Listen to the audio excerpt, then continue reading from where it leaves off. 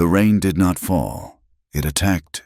It came down in solid, vertical sheets, turning the high timbers of the 9 Creeks Bridge into a drum beaten by a furious god. Below, the Copper Creek was no longer a creek, but a brown, churning beast, swollen with mud and debris, roaring its displeasure into the night. The darkness was absolute, a thick, cold ink that suffocated the land, broken only by the violent, fleeting shimmer of the water's rage. Alara Wynne pressed her body flat against the rough-cut stone of the bridge abutment. She was hidden beneath the thunder of the road, in a pocket of shadows that smelled of wet dirt, rust, and animal leavings. Her arms were a vice around her son, Micah. He was 6 years old, small for his age, and shivering so violently she feared his bones might shake loose from his skin. Her calico dress, a thin barrier against a summer day, was now a sodden, icy shroud, plastered to her limbs. Her hair, unpinned, hung in heavy, dripping rats' tails, framing a face pale with a terror so profound it had burned past tears. Her eyes were wide, red-rimmed, staring at nothing, listening to everything. She had been running for 3 days. The sound that cut through the roar of the river was not the storm. It was rhythm, a heavy, measured beat that vibrated through the mud before the sound itself arrived. Hoofbeats, slowing. Alara's heart seized. Her hand, raw and scraped, flew to Micah's mouth, a reflexive gesture of silence. He whimpered against her palm, a sound stolen by the wind. She held her breath, praying to a god she was no longer sure was listening. They were supposed to be invisible, 2 more shadows in a world of them. The hoofbeats stopped directly overhead. The wooden planks of the bridge groaned under the weight of a heavy horse. A long minute passed, filled only with the water and the wind. Then, a new sound. The creak of old leather, a heavy boot squelching in the mud at the top of the embankment. A man was dismounting. "No," Alara breathed, the word a bubble of vapor in the cold. "Please, no." She squeezed Micah tighter, trying to absorb him into her own body, to make them one small, ignorable target. She saw the flickers of movement as the man descended the slick embankment, his progress careful but certain. Then, a sharp metallic click, and a circle of light bloomed in the darkness, cutting through the rain. A lantern. Its yellow beam swept the mud, methodical, searching. Silas Boone did not like surprises, and the world rarely offered any other kind. He'd been riding the fence line of his Ash Mesa ranch, a lonely expanse of high desert that had seen too little rain for 3 seasons, and now was getting a year's worth in 1 night. He was cold, weary, and in no mood for trouble. But his horse, Bramble, had stopped dead on the bridge, head up, ears pricked, refusing to cross. And Silas trusted his horse. He'd seen the small scuff marks at the edge of the road, marks that had no business being there. Now, his lantern found what Bramble had sensed. At first, all he saw was a scrap of ruined cloth. Then the light found the boot. It was impossibly small, caked in mud, the sole half worn through. His eyes followed the line of a thin, trembling leg. The light washed over them. A woman and a child, half submerged in the filth under his bridge. Silas held the lantern high. He was a tall man, built of the same hard materials as the land he worked. His face, shadowed by the brim of his soaked hat, was a map of sun and wind, with lines etched deep around his eyes. He was not a man given to softness. His gaze was quick, practical, taking in the scene like a rancher assessing sick livestock. The woman, Alara flinched, twisting away from the light, shielding the boy with her back. "Ma'am," Silas said. His voice was a low rumble, rough as gravel, but it carried, cutting under the storm's shriek. He took a step closer. The light caught the side of her face as she turned back, defiant and terrified, and it caught her wrist. As she moved her hand to shield her eyes, the wet sleeve fell back, revealing a dark, ugly bloom of bruises on her pale skin, the distinct, cruel imprint of a man's grip. Silas's eyes narrowed. He saw the way she clutched the front of her dress, her knuckles white. Glued to the waterlogged fabric of her bodice was a thin packet, wrapped in oilskin. It looked like a small ledger or a journal, a secret kept close to the heart, a secret she was protecting even now. He saw the fear, the bruises, the hidden book. He saw the boy, whose eyes were closed, his small, pale face a mask of exhausted misery. He did not need to know the story. The story was as old as the mountains, and it always ended badly. He unfastened the heavy clasps of his wool-lined coat. It was a monstrous, heavy thing, smelling of leather, horse, and tobacco smoke. But it was dry on the inside. With a single, fluid motion, he swung it off his own shoulders and draped it over both of them. Mother and child. The warmth was a shock. The sudden weight was an anchor. Alara looked up, her rain-lashed eyes meeting his. She saw no pity in his expression, but no threat either, only a profound, weary steadiness. Silas Boone held out his hand. It was broad, calloused, the knuckles scarred, a hand that knew only work. "Come with me," he said. It was not a request. "The water's rising. This abutment will not hold." Alara stared at the hand. It was a lifeline. It was a trap. The men she ran from were everywhere. They wore badges, they wore suits, they wore the faces of friends. Why would this one be different? As if the night needed another omen. A new detail emerged at the far end of the bridge. High on the opposite slope, a figure stood, a silhouette against the black sky. They had been seen. The watcher was still, observing the scene below. Then, a tiny spark of red flared as the man lit a cigarette. He took a long drag. Alara saw the ember glow, a malevolent eye in the dark. The figure casually tossed the cigarette. It arced down, a tiny comet of fire, hissing out in the mud just feet from where Silas stood. A message, a claim. The shadow turned, fluid and unhurried, and was swallowed by the rain. Alara's breath hitched into a sob. They were found, but Silas had seen it too. His head had turned, tracking the movement.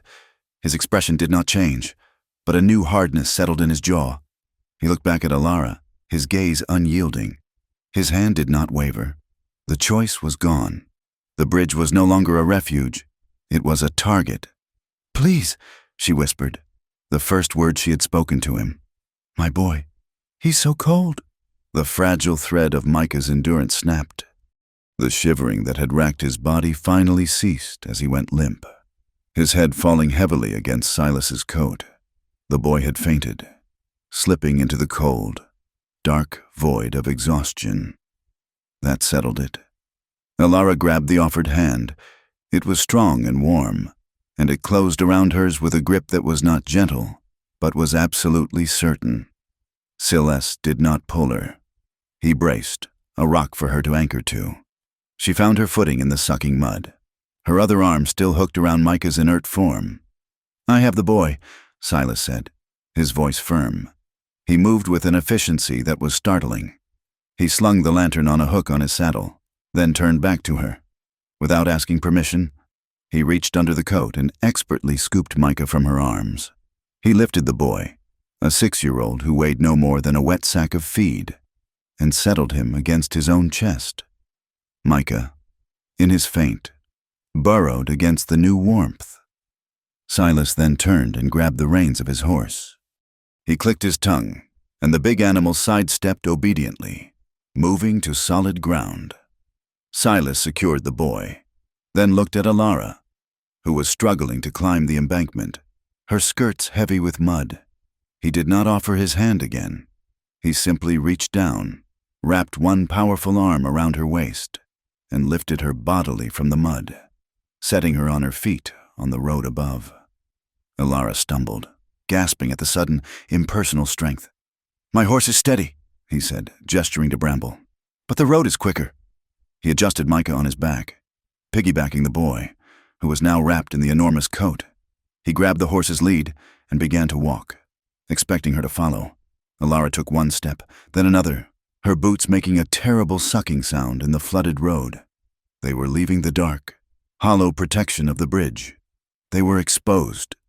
Behind them, in the small patch of mud where they had hidden, the storm was already working to erase the signs of their presence. But it was not fast enough. The lantern, still hanging from the saddle, cast a dancing, erratic light as Alara turned for one last, hunted look. The light swung low, illuminating the ground by the bridge, next to her own small, frantic footprints. There was another. It was larger, deeper, a man's boot. But it was wrong. The heel was worn down on one side, leaving a distinct, lopsided crescent in the mud. The mark of the man who had bruised her wrist. The man she was running from? He had been there. He had stood right where she was hiding. The rain hammered down. 1,000 cold needles. The thunder cracked again. A colossal splitting of the sky. A final, definitive drumbeat. The meeting on the bridge was over. The bargain had been struck. Alara Wynne hurried her step, lurching through the mud to keep pace with the stranger and her son, leaving the lopsided print to the mercy of the rising water. The game had begun. The journey from the bridge was a blur of lashing rain and sucking mud, a seemingly endless slog through a world dissolved into cold, gray water. Silas moved with a relentless, ground-eating stride, Micah a still, small bundle on his back, the horse bramble trailing behind on its lead like a resigned shadow. Alara focused on the back of Silas's left boot, a dark shape in the gloom, planting her own feet in the half-formed impressions he left behind. They left the river's roar and climbed, the land rising toward the dark spine of Ash Mesa. The rain began to thin, the wind still biting, but the world was no longer a solid wall of water. After what felt like hours, a shape loomed out of the dark, a long, low ranch house, with a deep, covered porch beyond it, the skeletal shapes of corrals and a large barn. This was Boone Hollow. Silas did not lead them to the front door. He took them to a side entrance, a mud room that was more of a small workshop, which led directly into the kitchen. He kicked the door open with his boot, a clear sign of a man living alone, and ushered Alara inside. The warmth that hit her was almost a physical blow. A large, black cast-iron stove dominated the far wall, its firebox glowing a dull, welcoming red. The kitchen was vast, clean, but stark. A long plank table, 4 chairs, a dry sink, and shelves holding basic provisions. There was no woman's touch here, no curtains, no cushions, no color. It was a place of function, not comfort. "Sit," Silas commanded, pointing to a chair by the stove. He was already shrugging out of the straps that held Micah, gently lowering the boy into his own arms. Micah was stirring now, his eyelids fluttering. Silas laid him on the chair Alara had just vacated and, with a rough gentleness that seemed to be his default setting, began to unlace the boy's tiny, ruined boots. "There's a storeroom off the kitchen," he said, not looking at Alara. "It's small, but it's the warmest room in the house. Next to this one, I'll fetch a cot. You're in that chair." He pointed again to the chair he'd first offered her. "Don't move." He disappeared with Micah, and Alara was left to drip onto the worn wooden floor, her body trembling with a cold that was now fighting the encroaching warmth. The silence of the house was profound. Boone Hollow had once been the most prosperous ranch on Ash Mesa. Silas's father had built it on grit and good water, but the good water was drying up. 3 seasons of drought had turned his pastures to brown dust. What grass remained was in the high country, and that's where the Red Warrant Gang operated. They were rustlers, picking off 5-10 head at a time, bleeding him slow. The ranch was not failing. Not yet, but it was hanging on by its fingernails. Silas returned, his hands empty. He'd settled Micah on his own bed for now. He looked at Alara, her dress still dripping, her face streaked with mud. Food, then dry clothes. He moved to the stove, grabbed a pot, and began to ladle a thick bean and salt pork stew into a bowl. It was simple, but it smelled like salvation. He put the bowl and a spoon on the table. "Eat." While she ate, forcing the warm, heavy food down a throat tight with fear, Silas stoked the fire.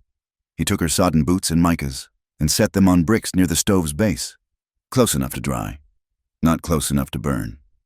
He did all this without a word, his movements economical. He was a man who lived by a strict, internal code, and that code was now being tested. He knew what Juniper Falls was becoming. The town was caught in a vice. On one side, you had Pike's Sons, the only bank within 100 miles, holding the mortgage on nearly every piece of land in the valley. On the other, you had the Horizon Line Railroad, a serpent of steel and money pushing its way west, and the railroad needed water. They had plans, dark rumors of a dam on the Copper Creek, a dam that would turn the lower valley into a reservoir and everything upstream, including Boone Hollow, into a desert. They were pressuring folks, squeezing them with the bank, forcing them to sell their land for pennies on the dollar. The law was no help. Sheriff Merritt Shaw, a man who looked the part with his silver star and his steady gaze, was a hollow man. He made a great show of chasing the Red Warrant gang with no success, but he was always present to keep the peace when Pike's men served foreclosure notices. Silas, like others, suspected Shaw was on a private payroll. The men from the railroad, the surveyors and foremen, they all wore the same gray, dust-colored coats, the Gauge Company. They called themselves a railroad joke. They were the muscle, and Shaw was the badge that looked the other way. Silas finished his tasks and finally looked at Alara, who had cleaned her bowl. Her color was returning, but the fear was still there, a living thing in her eyes. He pulled a set of dry clothes from a sea chest, a plain wool shirt and canvas trousers, long since outgrown by whatever young hand had once worked here. They'll be big, but they're dry. The storeroom is through there. He pointed. I'll fetch the cot. Left alone again, Alara clutched the bundle of clothes. But first, the oilskin packet. It was still there, damp but protected, pressed against her skin. Her hand went to it. A reflexive check. This was her sin, her hope, her death warrant. She was not just a widow. She had been the bookkeeper for a Horizon Line subsidiary, a quiet, respectable business listed as the Juniper Falls Water Mulberry Concern. A silk farm, they'd called it, needing water for the trees. But it was a lie. It was a shell company, a financial ghost created to launder money. She had watched the numbers, seen the vast, impossible water loss percentages, the payments for infrastructure maintenance that never happened. She had dug, and she had found the truth. They were buying water rights, not with company money, but with laundered funds, paying politicians, foremen, and even, she suspected, Sheriff Shaw, to secure the valley before the dam was even announced. This ledger was her copy, her proof. When she entered the storeroom, it was, as promised, small and warm. A narrow cot was already made up. Silas had left her to it. She looked around for a hiding place. A flour barrel, a crate of dried apples, a sack of coal by a small, pot-bellied stove meant for the coldest nights. She slipped the oilskin-wrapped ledger deep into the coal sack, pushing it down until her arm was buried to the elbow, the black dust coating her skin. It felt right, hiding a dark secret in the darkness. She changed, the rough, dry clothes a strange comfort. When she returned to the kitchen, Silas was there, nursing a tin cup of coffee. He had one for her. She took it, her hands trembling. He'll be safe in there, Silas said, nodding toward the storeroom. The door has a bolt. You haven't asked, Alara said, her voice hoarse. You haven't asked why I was under a bridge, or who I'm running from. Silas took a long sip of his coffee, his eyes on the fire. I reckon I don't need to ask. I saw the mark on the bridge, the cigarette. They knew you were there. They let you run. Alara's blood went colder than the river. They were watching. They're always watching, Silas said. Pike's men, the railroad's men, the Gauge Company.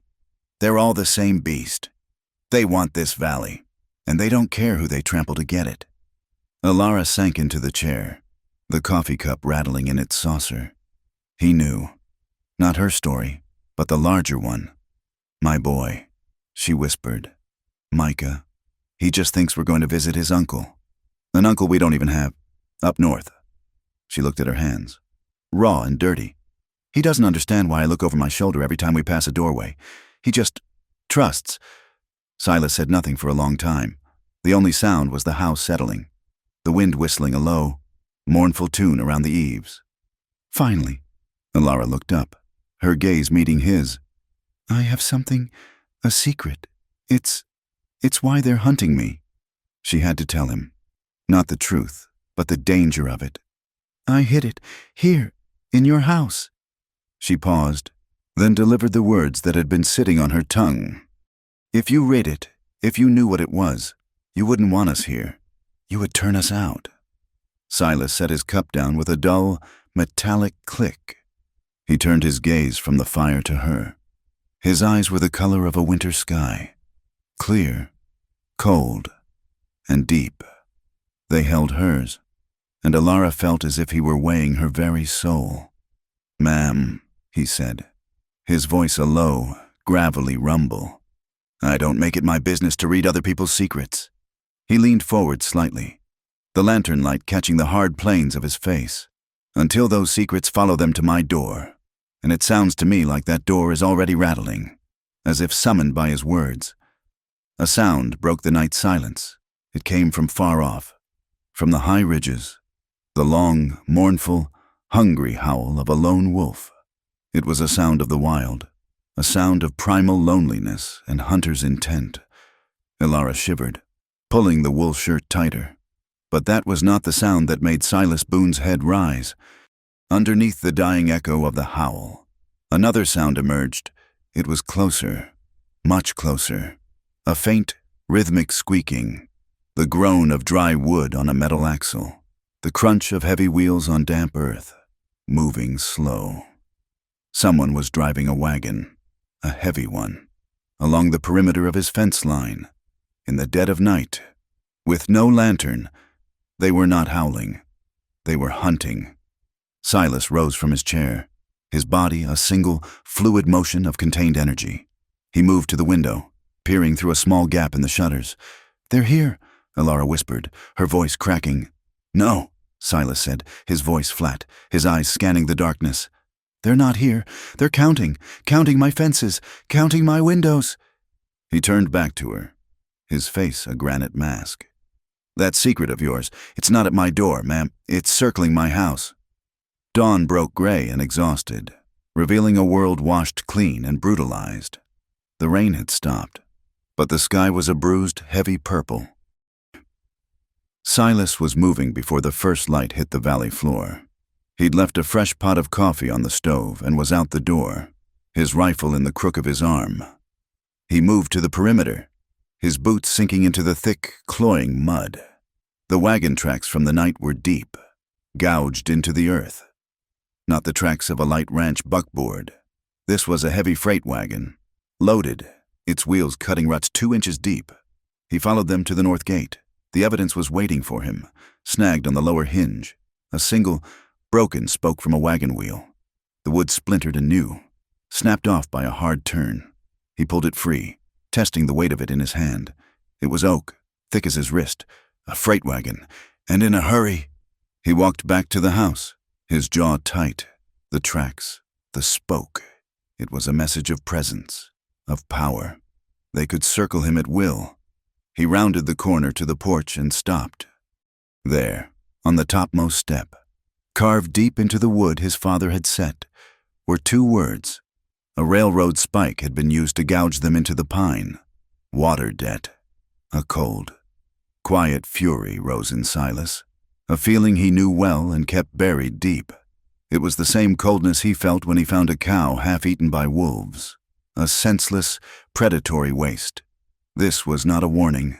It was a bill. Alara was standing at the kitchen window, holding Micah's hand. She had seen him stop. She had seen the carving. The last bit of color drained from her face. Her secret was no longer just hers.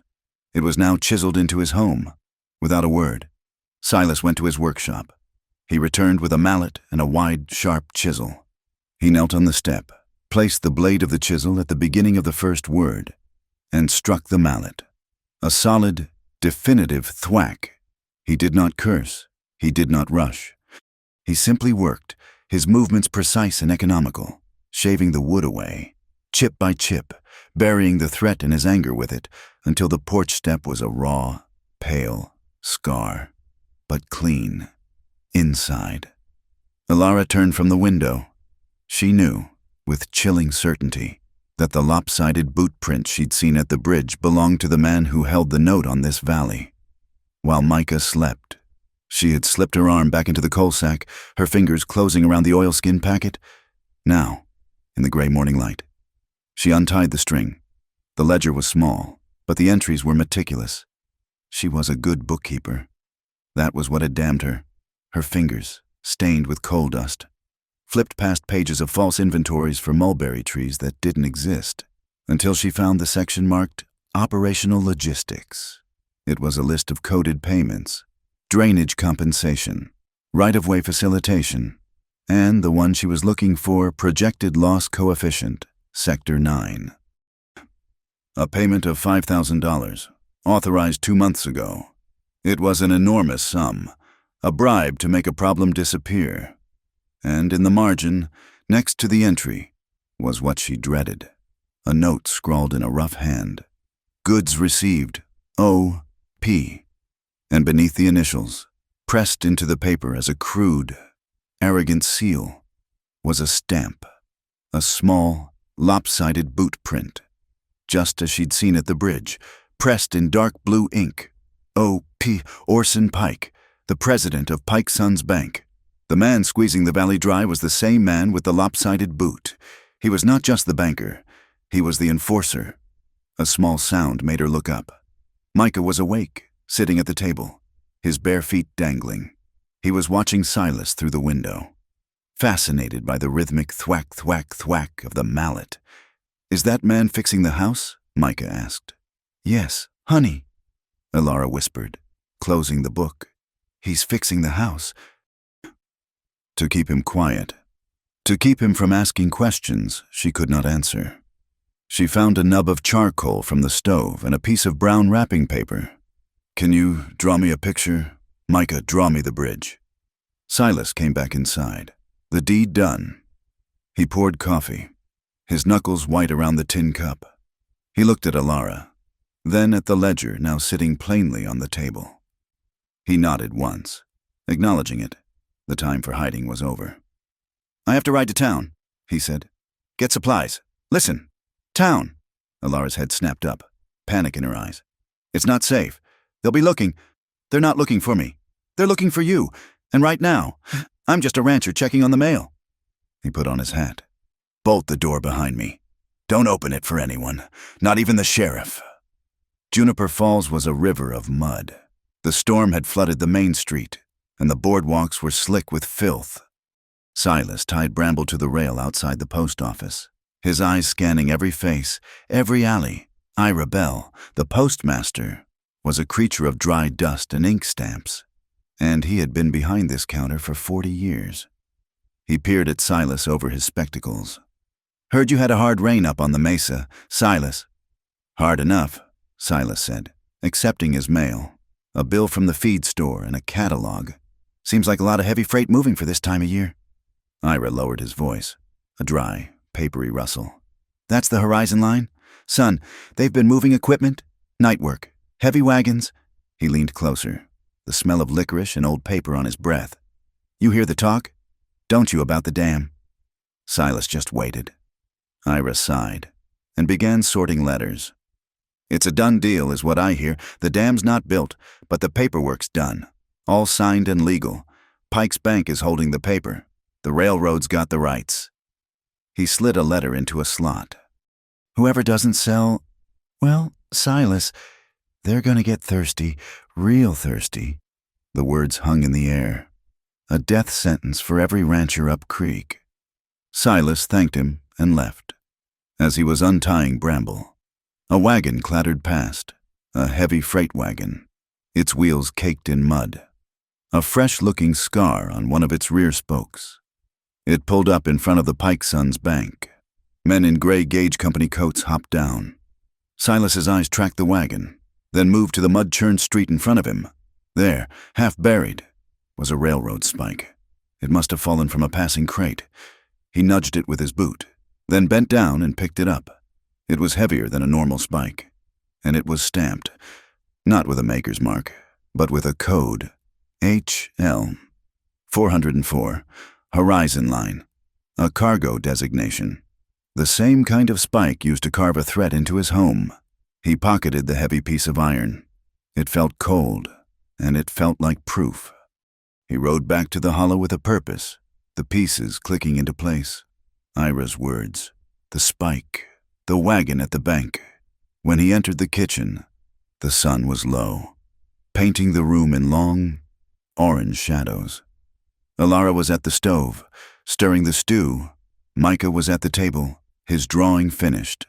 "I'm done, Mama," the boy said. He held up the paper. It was a child's drawing. A huge, dark shape for the 9 Creeks Bridge, a blue scribble for the river, 2 small stick figures, one large, one small, hiding underneath, and on the bank. Watching them was a tall man. He was drawn in charcoal, a dark, menacing shape in a gray coat. Micah had spent time on the feet, with the careful, specific memory of a 6-year-old. He had drawn one boot as a simple square, the other he had carefully outlined as a crescent, a lopsided shape. "It's the lopsided boot man, Mama," Micah said proudly. "The man in the gray coat. He was watching us from the trees, before Mr. Silas came." Alara's hand flew to her mouth. Silas stood frozen in the doorway, the iron spike in his hand. It was too much. The carving on the porch, the postmaster's warning, the spike, and now this, a child's drawing, sharper than a knife. Alara turned to Silas, her eyes wide, the last of her defenses crumbling. "You were right," she whispered, her voice breaking. "The secret is at your door, and it's going to tear it down." She grabbed the ledger from the table. "I was their bookkeeper. This isn't a journal. It's a copy of every bribe, every illegal land transfer, every dollar Horizon Line and Orson Pike have used to steal this valley." She pointed to the loss coefficient entry. This was the bribe to burn the county assessor's office. And this one, she flipped a page. This was the payment to the Red Warrant gang to rustle your own cattle, to make you desperate enough to sell. Silas's face hardened. His cattle.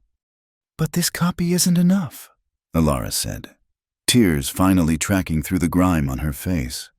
"It's just my word. The original ledger, the real one, is in Orson Pike's vault, at the bank." She took a ragged breath, delivering the final, fatal piece. "And it's not alone. There's a receipt with it, a security payment from the railroad, a promise of future partnership. I saw it, right before I ran." "A receipt," Silas said, his voice flat. "Yes, and it's signed. It's signed by Sheriff Merritt Shaw." The kitchen was silent. The stew bubbled, forgotten. Silas looked from Alara's terrified face to Micah's drawing, to the heavy, numbered spike in his own hand. He was a man who craved solitude, and they had just pulled him into the center of a war. They expected him to run or to break. He would do neither. He walked to the table and laid the spike down next to the drawing. "We don't run," Silas said. His voice was not loud, but it filled the room. "We don't run. We'd make them chase the wrong thing." He walked to a cabinet and pulled out a rolled-up map.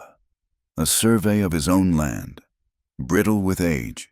He spread it on the table, pushing the ledger aside. "The Juniper Falls Market Fair is in 2 days," he said. "Every soul in this county will be there. Pike, Shaw, the railroad men." He pointed to a spot high in the canyons, marked with a small, blue X. "They want water. They think I'm just another dried-up rancher, ready to sell them my dust." His finger tapped the X. "They don't know about spring number 17. It's high, it's hidden, and it hasn't failed in 3 droughts. It's not on any map, but this one." He looked up, and for the first time, Alara saw something in his eyes besides weariness. It was the cold, hard light of a plan. "It's a spring I don't technically own," he said, a ghost of a grim smile touching his lips. "The land belongs to the county, but Pike doesn't know that." "Tomorrow," Silas said, "a rumor is going to start. A rumor that Silas Boone broken and desperate, is coming to the fair to sell the rights to his last secret water source. We're not going to hide from them.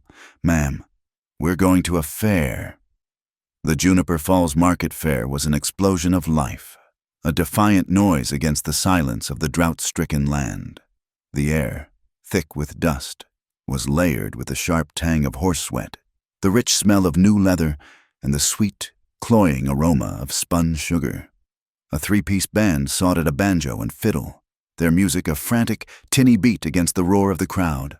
Farmers, ranchers, and railroad men in their gray coats all mingled, their faces a mixture of desperation and forced celebration. The first act of the day was a quiet one. Silas, leading a wagon with Micah and Alara in the buckboard, pulled up to the livery stables. He did not look like a man about to start a war. He looked like every other rancher, his face grim, his clothes worn. "Ruthie," he called. A woman built like a sturdy oak barrel, with kind eyes and flour on her apron, emerged from the stable office. This was Ruthie Hale. She ran the livery, owed Pike's Bank nothing, and had known Silas since he was a boy. She was the one person in town he trusted. "Silas Boone, good to see you off that mesa." Her eyes went to Alara and Micah, and her expression softened. "Ruthie, this is Alara, and her boy, Micah." Silas's voice was low. "He needs a safe place today, away from the noise. He's good with horses." Ruthie Hale looked at Alara's too pale face, at the boy hiding behind her skirts, and understood everything without a single question. "Well, I've got a new foal in the back pen that needs watching, and I was just about to make peppermint sticks." She held out a large, warm hand to the boy. "How would you like to help me, young man?" Micah looked at his mother. Alara knelt, forcing a smile that did not reach her eyes. "You stay with Miss Ruthie. You hear be good. I'll be back before supper." She kissed his forehead. He was safe, far from the bank, far from the plan. That was the only rule that mattered. With Micah secured, the second act began. Silas and Alara separated. Silas, looking defeated. His shoulders slumped, shuffled into the Sparrow's Rest saloon. It was dim, even at mid-morning, and smelled of stale beer and desperation. He ordered a whiskey, his back to the bar, and, accidentally, pulled his folded ranch map from his pocket. He spread it on the bar, supposedly to check a boundary line. The map was old, but the blue X he had inked in the night before was fresh and clear. Spring 17. A man in a gray coat, 2 stools down, stopped wiping his glass. His eyes flickered to the map, then back to Silas. He slid a fresh whiskey over. "Looks like you're studying hard, Boone." "Finding water, or just remembering it?" "Just checking my losses," Silas grumbled, folding the map. But not before the man had seen. The man nodded, a thin, predatory smile on his lips. He finished his drink and slipped out the back, heading toward the bank. The bait was in the water. Across the street, Alara was playing her part. She was no longer a refugee. She was a seamstress, hired by the county. Her hair was up in a severe bun. She wore a borrowed, respectable gray dress, a pair of spectacles, and carried a large carpet bag. She walked into the Pike Sons Bank with an air of authority, her measuring tape and a notebook in hand. The bank was a temple of false hope, all polished brass and dark mahogany. A single guard, a heavy man with a bored expression, stood by the vault. Alara timed him. He walked to the front window, looked at the clock, grunted, and walked back to the vault. 3 minutes, 12 seconds. Like clockwork, she approached the teller. "I am here to see Mr. Pike," she said, her voice crisp. "All business. I have the county contract to measure for new curtains. His office is on the list." The teller, intimidated by her manner, stammered, "Mr. Pike is in a conference, but—" "Then I shall wait," Alara said, and sat on a bench directly opposite the clerk's station. From here, she could see the vault, the guard, and, most importantly, the hook on the wall where the employees hung their coats, a heavy black coat, clearly belonging to a man of importance. Hung there. Judge Abner Cole. He was in Pike's office, no doubt, in conference. And, as Alara had prayed, his coat, with its heavy brass keyring, was left unguarded. Alara opened her notebook and made notations about the lobby windows, her hand steady, but her mind was counting. 1 patrol. 2. The 10:30 train whistle shrieked, a sharp, metallic scream that cut across the entire town. It was the signal. Alara excused herself, leaving her bag on the bench. I must get my fabric swatches. She walked out of the bank and turned into the alley, her pace quickening. She moved past the bank to the ice house next door. She found the flue for the boiler, hot to the touch. From her pocket, she pulled a small paper packet, alum powder and sulfur, stolen from Silas's tannery supplies. She ripped it open and dumped the contents down the hot pipe. The effect was instantaneous. A volcano of thick, billowing, sulphurous white smoke erupted from the ice house chimney. It was not a fire, but it looked and smelled worse than one. The wind carried it directly into the street, obscuring the bank. Fire! Someone screamed from the fair. Inside the bank, the guard's routine shattered. What in blazes? He ran to the front window, peering into the white cloud. The teller yelped. From Pike's office. Judge Cole burst out, coughing. What is this infernal smoke? This was the moment. Alara, who had re-entered the bank in the confusion, grabbed her carpet bag. Oh dear, my goodness, she cried, and stumbled, falling directly into the coat rack. As she righted herself, apologizing profusely, her hand, hidden by her body, made the switch. The real key from Cole's ring, swapped for the perfect, soft lead duplicate Silas had cast from a stolen wax impression. At the same time, the bank's back door, which led to the alley, creaked open. Silas Boone, a shadow in the smoke-filled corridor, slipped inside. They met at the archive room, a small, reinforced door behind the teller's station. Alara did not look at him. She simply handed him the key. Her hand was shaking. His was not. The key slid in. The tumblers clicked. They were inside. The room was cold, smelling of dust and ink. This was her world. Files, ledgers, cabinets. H.L. Special projects, she whispered, and ran her fingers along the cabinet spines.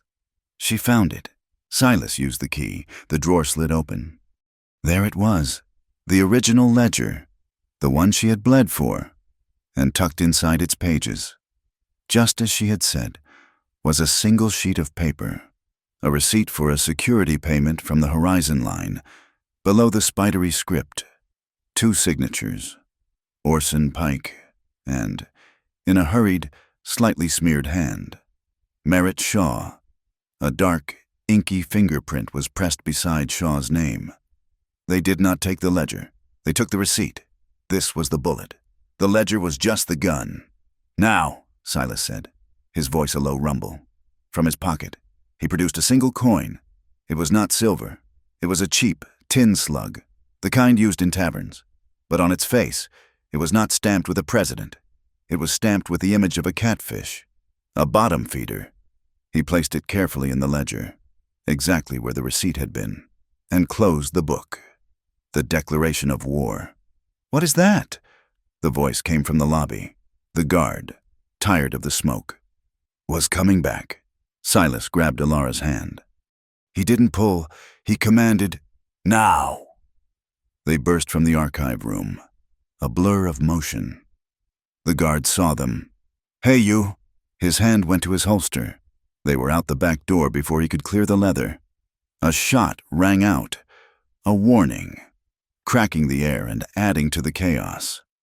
Up, Silas ordered, pointing to a stack of empty crates by the mercantile wall. He threw Alara up as if she weighed nothing. She scrambled, her nails tearing on the wood, and found her footing on the low, sloped tin roof. Silas was beside her in a second. Stay low and slide, he said. They half ran, half slid down the slick metal, the sound a dull shh beneath them. The alley below was filled with white smoke. They reached the edge and looked down. Waiting for them, perfectly placed, was the hay wagon Silas had driven in. It was filled to the brim. Go, he said. They leaped, landing deep in the soft, sweet-smelling hay. They burrowed down, disappearing from view just as the guard and Judge Cole burst into the alley, coughing and squinting into the smoke. "Where did they go?" the guard yelled. "From beneath the hay." Silas found the hidden reins he had threaded through the wagon's floor. He gave a sharp click. The horse, Bramble, trained for this, began to walk. The wagon rolled out of the alley, blending seamlessly into the panicked crowd. A simple rancher's wagon moving out of the way of the fire. The smoke, their ally, swirled behind them, swallowing their tracks, and the heist was done. They rode back to Boone Hollow in silence, the hay-filled wagon a rattling, unconvincing disguise. The adrenaline of the heist had evaporated, leaving behind a residue of sour fear and bone-deep exhaustion. Silas kept the horse at a steady walk, his eyes constantly scanning the ridge lines, his shoulders set in a hard, protective line. Elara, buried in the hay, held the stolen receipt pressed against her chest, the paper a cold, sharp-edged promise. They collected Micah from the livery, pulling him from the warm, peppermint-scented kitchen of Ruthie Hale. The boy was sleepy, his cheeks flushed, his pockets full of sticky candy. He was blissfully, mercifully unaware that his mother and the quiet rancher had just declared war on the most powerful men in the valley. Back in the kitchen at Boone Hollow, the facade of normalcy shattered. Micah, stumbling with sleep, tracked a perfect, muddy boot print onto the clean floor. "Oh, Micah, your boots!" Elara fussed, her nerves stretched thin, the small mess feeling like a catastrophe. "Look at the floor. It's just mud," Silas said, his voice flat. He stopped her as she reached for a rag. He knelt, his movements stiff. "Go on, son, get to your bed." Micah, sensing the strange, tight energy in the room, hurried into the storeroom. Silas looked at the two small, muddy prints. Then he went to the porch and returned with Micah's boots, which had been left outside. They were caked in the day's grime, the soles worn, the leather cracked. He sat on the small stool by the stove, not the kitchen chair. He took a bowl of water, a rag, and a small tin of saddle soap. Elara stood in the doorway, her arms wrapped around herself, watching, confused. Silas did not scrub. He worked, his large, calloused hands that could break a horse or build a fence, moved with a strange, careful reverence. He cleaned the mud from the welts, his thumb working the soap into the scuffed leather. He was not just cleaning boots. He was performing a ritual. He was caring for the smallest, most vulnerable thing in his house. Elara watched the lamplight play on his bent head, the hard set of his jaw. He was a man of profound, brutal silences, of actions that spoke louder than any words. And this action, this quiet, domestic act of service, was a shout. It cracked the dam of her fear.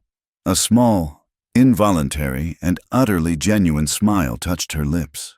It was the first time she had smiled since her husband, Thomas, had been buried. It was a smile of disbelief and a dawning, terrifying hope. She put Micah to bed, and when she returned, Silas was still there, the boots now sitting by the fire, dark and gleaming, ready for the morning. "You didn't have to do that," she said, her voice softer than she'd intended. Silas did not look at her. He stared at the boots. "May, my wife, she always said you can judge a man by the care he takes of his leather. Or a boy, I suppose." It was the first time he had mentioned a wife. The silence that followed was heavy, filled with the things he was not saying. "She died," he said finally, his voice rough. "Winter fever, 3 years back. It came on fast. The house got quiet. I got quiet." He rubbed his thumb against a scar on his knuckle. "I find I speak to my horses more than I do people. Horses make more sense. They don't lie. They just are." Elara sat at the table, the confession hanging in the air between them. He had opened a door into his own guarded, hollowed-out world. She felt a sudden, sharp need to match it, to show him the scars she carried.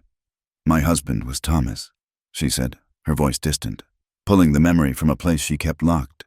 "He was a miner, not smart with books, but good with his hands, and a kind heart. He was so kind. She paused, the kitchen stove ticking in the silence. There was a cave-in. The company called it an act of God. Bad rock, they said. Her voice hardened, the softness evaporating. But it was bad timber. They saved maybe $3 on the support beams. It cost Thomas his life. She looked at her own hands. Hands that were now stained with ink and coal dust. They gave me $50. A widow's comfort, they called it. The bitterness of it, the cold accounting, was still fresh. That's when I learned numbers. I went to night school, learned the ledgers. I swore I would never again be at the mercy of men who write numbers in books. I would be the one writing them. I would understand. She laughed, a short, sharp, ugly sound.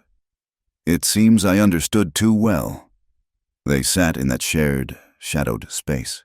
Two people defined by what they had lost, until the quiet of the present reclaimed them. The next morning, the air was different. The shared confessions, the shared danger, had forged something new.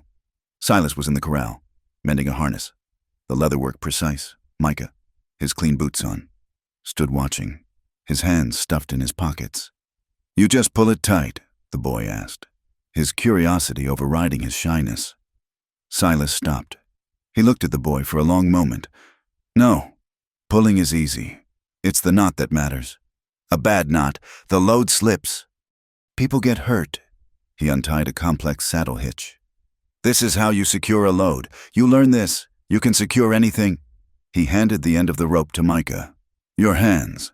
He guided Micah's small, clumsy fingers through the intricate weave, the wrap, the loop, the pull-through. "Again," Silas said. Micah fumbled. "Again."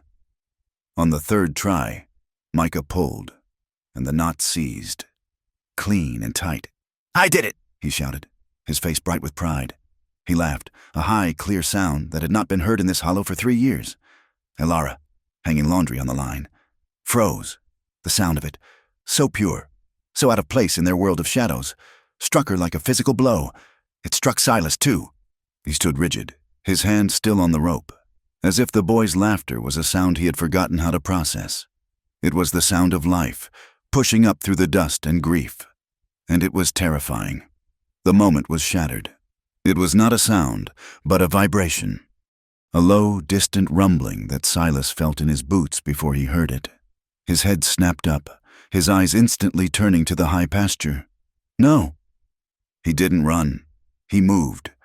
A predator's fluid. Ground-eating lope. Up the ridge. Elara, her heart seizing, ran after him. The laundry forgotten. From the top of the rise, they saw it. A 20-foot section of his fence was down. The wire cut clean. His herd, 50 head of prime cattle, his entire season's work, was being driven.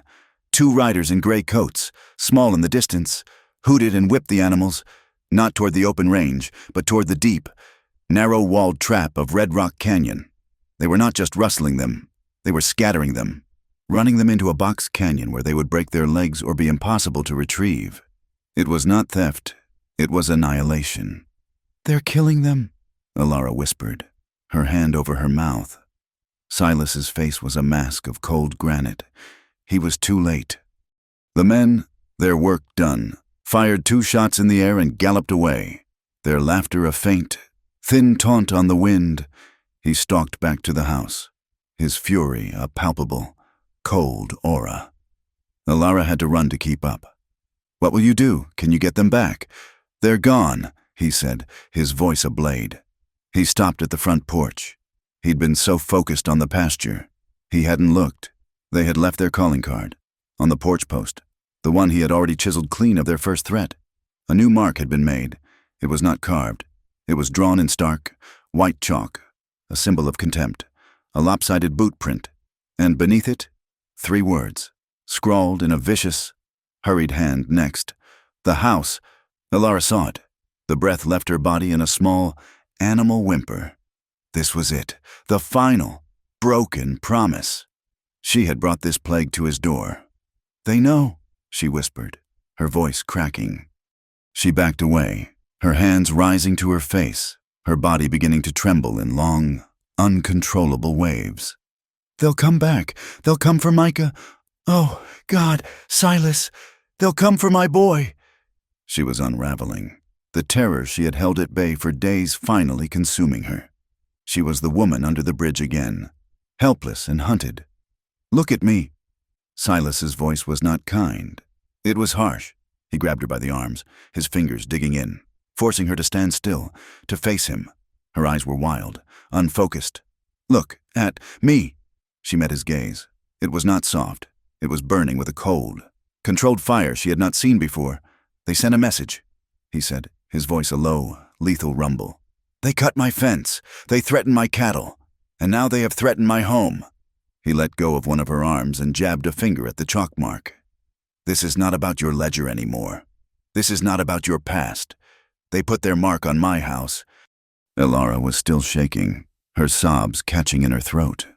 Silas saw her hand, balled into a fist, trembling on the porch rail.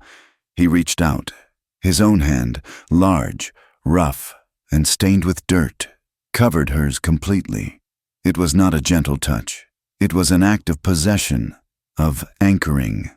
The shaking stopped, absorbed by his stillness. "They will not cross this threshold," he said. It was not a promise to comfort her. It was a vow he made to himself, to the land, to the memory of his wife.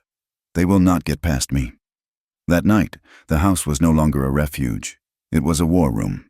Micah slept in the storeroom, the door bolted, clutching a small, whittled wooden horse. It had been in a box of maize things, and Silas had given it to him without a word. In the kitchen, the single stolen receipt lay on the plank table, smoothed out, the damning ink of Shaw's signature black in the lamplight.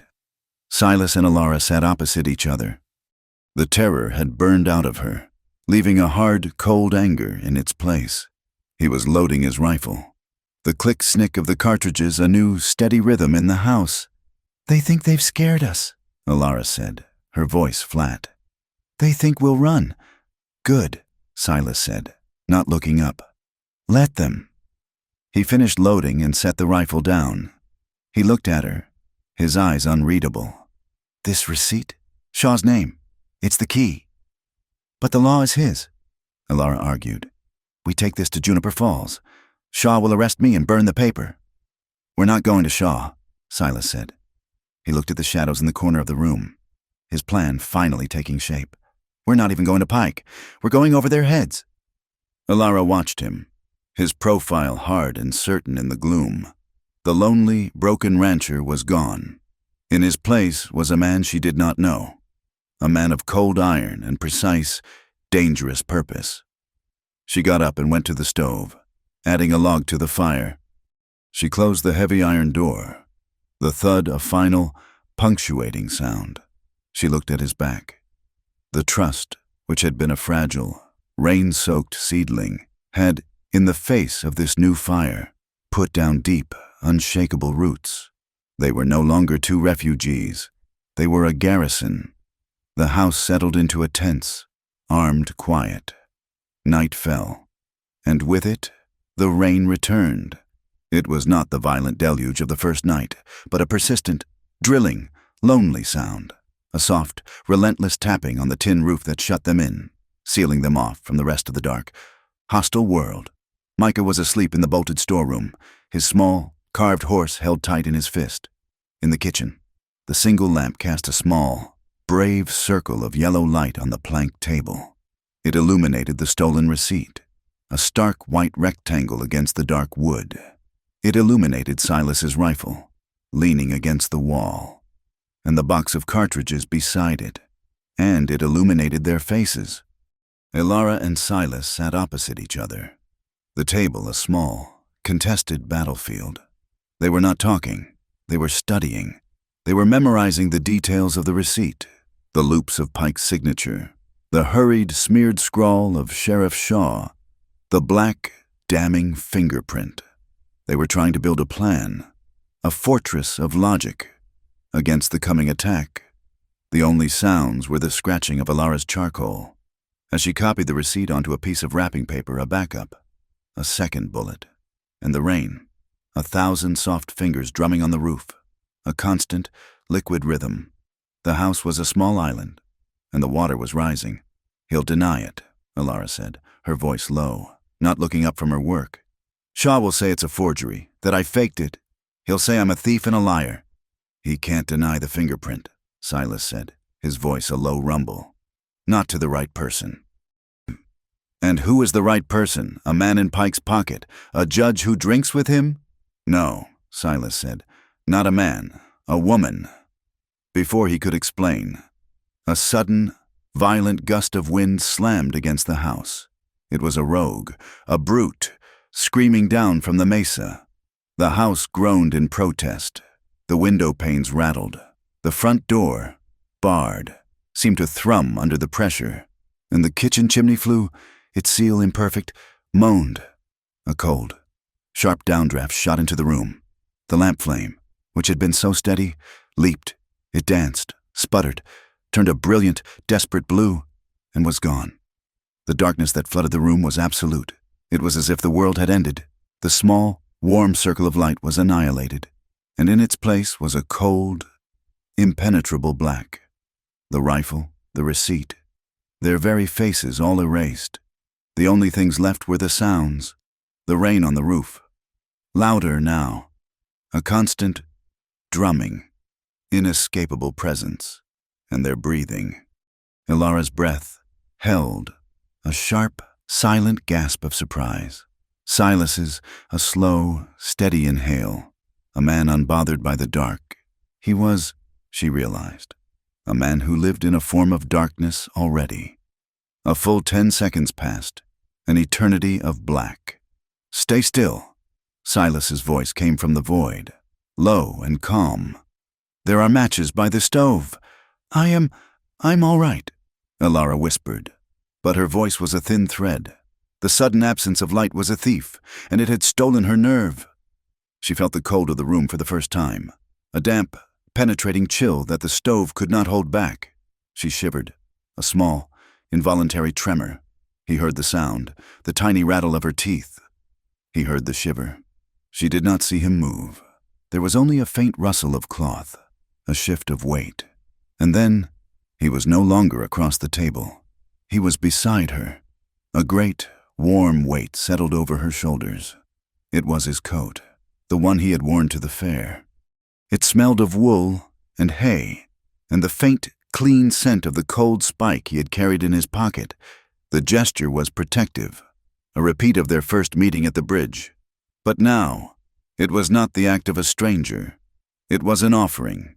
His hands, large and rough, settled the coat on her shoulders, and in the darkness, he misjudged. His fingers, calloused and hard from a life of work, brushed the nape of her neck, just below the line of her hair. It was an accident, but it was not. A jolt, as clean and sharp as lightning, shot down Alara's spine. It was not a shock of fear. It was a shock of life, of a touch from a man that was not violent, not a threat, but simply there. A touch that had been absent from her world for so long she had forgotten its power. She stopped breathing. His hand did not pull back. It lingered for a single, stunned second. His fingers splayed against the skin of her neck. He felt the tremor that ran through her, felt the sudden, electric warmth of her skin. He, too, went still. Alara turned her head in the darkness. She could not see his face, only a deeper shadow against the black. She tilted her chin up. A question. He read the movement, felt it more than saw it. The silence in the room became charged, thick, heavier than the night outside. The rain on the roof was the only pulse, the only clock.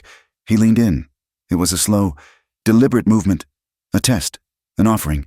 In turn, he was giving her all the time in the world to pull away, to turn her face, to say no.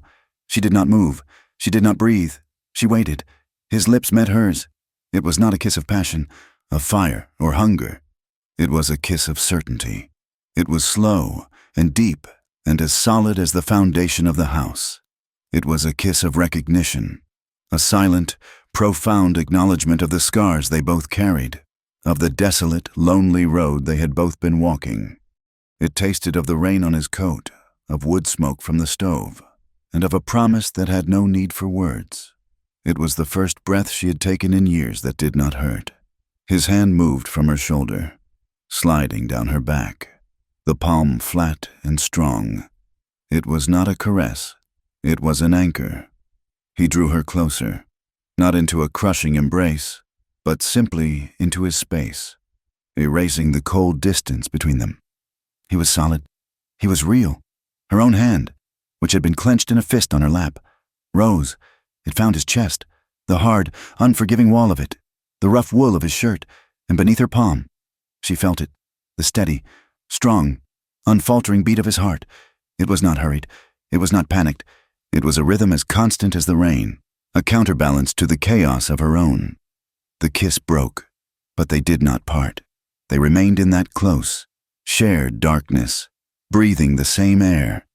"Silas," she whispered, the name a fragile thing, a test. "I am here," he rumbled, his voice low, his own breath stirring her hair. His hand on her back moved, a slow, comforting, circular motion. It was a gesture of reassurance, a simple, human touch to ward off the dark. His thumb brushed her shoulder blade. She leaned into the solid strength of him, a trust she had not known she possessed. It was not about desire. It was about finding a port in a storm that had lasted for years. A sound, small and sharp, cut through the rain-filled silence. A cough, and then the murmur of a small voice, thick with sleep. From the storeroom, Micah, turning in his cot, fighting a dream. The sound shattered the spell. It was the world rushing back in, the world they were fighting, the reason they were in this house, in this darkness. Elara pulled back, not in fear, but in duty. Her hand slid from his chest. Silas's own hand fell from her back, leaving a patch of warmth that was instantly assailed by the cold. Elara started, but she had no words.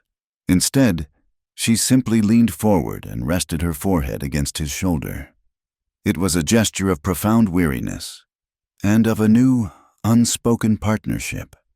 She felt the solid muscle under his shirt, the unyielding strength that he had offered her at the bridge. And now, here. She took a deep, steadying breath, her mind clearing, the cold, hard reality of their situation settling back into place, but changed, somehow reforged. "Tomorrow," she whispered against his shirt, her voice no longer trembling. "Tomorrow, we keep fighting." She felt, more than heard, his low sigh. He did not move to hold her again. He simply stood, a bulwark, letting her take this moment. She felt his chin brush the top of her head as he nodded. "Together," Silas Boone said. Into the darkness. The lamp was relit, the match scraping with a sharp, sudden violence.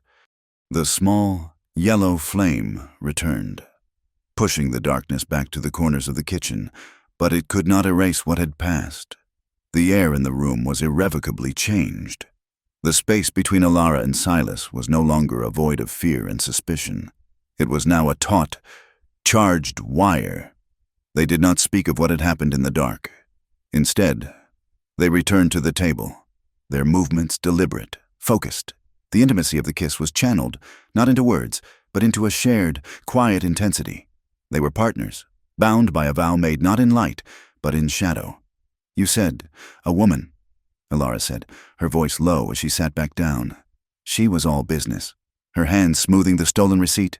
"Deputy Ivy North," Silas said, retrieving his rifle from the wall. "She's been at the sheriff's office for 2 years. She sees everything. She's the only law in Juniper Falls that's not for sale." "How do you know?"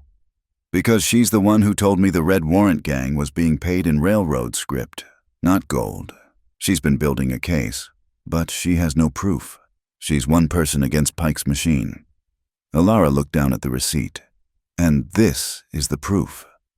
She fell silent, her eyes tracing the lines on the receipt, then moving to her own ledger, and then to the map of Silas's land spread across the table. A frown creased her brow. Her mind, trained to see patterns in numbers, was finding one in violence. "Silas," she said, her finger tapping the map. "Where was the water debt carving?" The front porch. No, I mean, we're on your land. The men who did it. The wagon. The north gate, he said, watching her. By the road. And the cattle. The fence you found cut. The high pasture, he said, his jaw tightening. Overlooking the creek.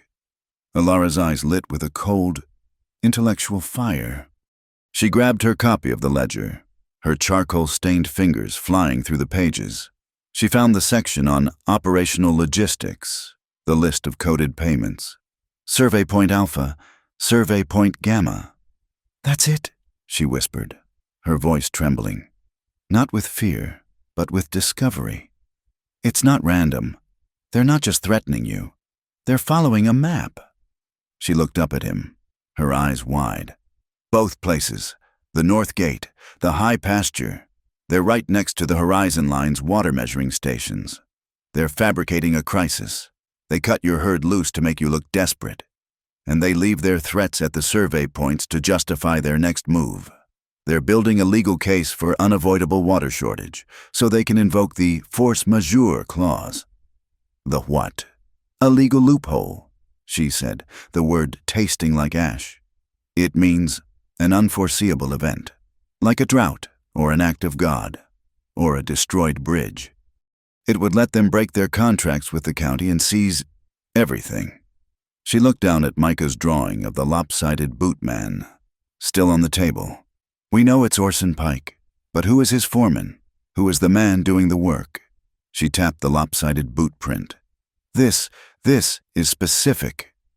Silas, who had been listening, his face a granite mask, picked up the drawing. He stared at the crude, crescent shape. Gallant, he said, his voice a low rumble. Model 73. It's a railroad boot, high grade, reinforced shank. How do you know that? I've seen the catalogs, Silas said. They're expensive. They're not for a common worker. They're a foreman's boot, a man who walks the line. Who? Alara pressed. Who is the foreman? Lute Dargan, Silas said, the name dropping into the room like a stone. Pike's right hand, a big man, heavy on his feet, wears his left side down, as if summoned. A sharp, quick knock echoed from the front door. Silas had his rifle in his hands before the sound had faded. Alara's heart leaped into her throat. Silas, a woman's voice called, low but clear. It's Ivy. Open up. Silas moved to the door, his rifle still leveled, and slid the bar back. Deputy Ivy North slipped inside. A gust of cold, wet air coming with her. She was a tall, lean woman, not in uniform, but in a simple canvas duster. Her face was sharp, intelligent, and worried.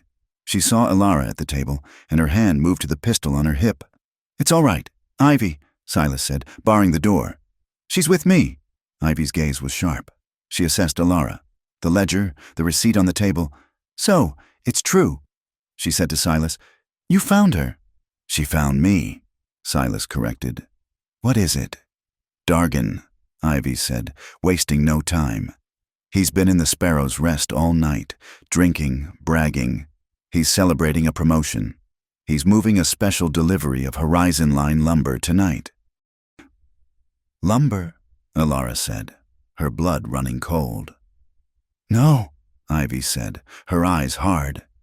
He's moving dynamite. I saw the manifests, enough to level a mountain. He's taking it to the Nine Creeks Bridge, tonight. He's going to open up the east bank, he said. He's going to blow the bridge. Alara looked at Silas. Force majeure. He rides in 1 hour. Ivy said, I can't arrest him. Shaw has the keys to the armory and the jail. He'd be out in 5 minutes, and I'd be dead. I need leverage. Silas, something to take over Shaw's head. We have it, Silas said. He tapped the receipt. Ivy looked at it, her eyes widening as she saw Shaw's signature.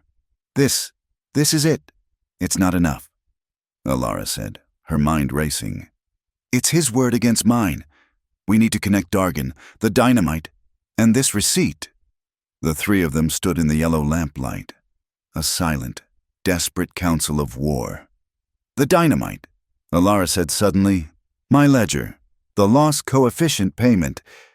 It has a lot number, C404. For explosives, if Dargan's dynamite is from that same lot, we connect the money to the man to the crime. Then we have to stop him, Silas said. And we have to get that lot number.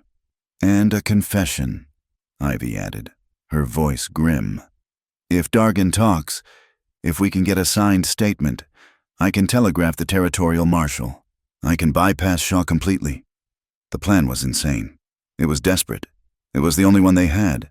The 9 Creeks Bridge was a black skeleton against the sky. The rain had eased to a cold, biting mist. The river below was a high, angry roar, a sound that covered all others. 3 figures moved in the shadows of the abutment, the same place Ilara and Micah had hidden. But this was not a refuge. It was an ambush. "He's here," Silas whispered, above them, on the bridge. The slow, heavy clatter of a wagon.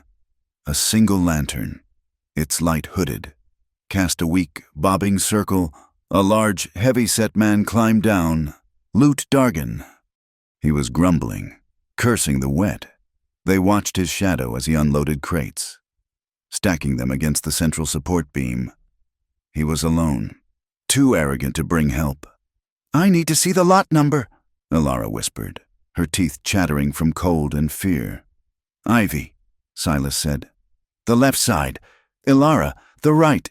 I take the center. Go!" Ivy North slipped away, a shadow moving toward the far bank. Ilara's heart hammered against her ribs.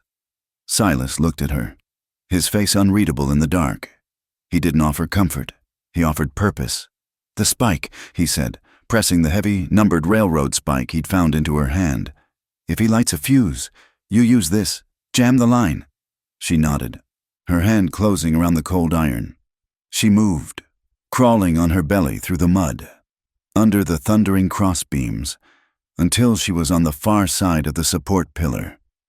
Dargan was on the other side, his back to her.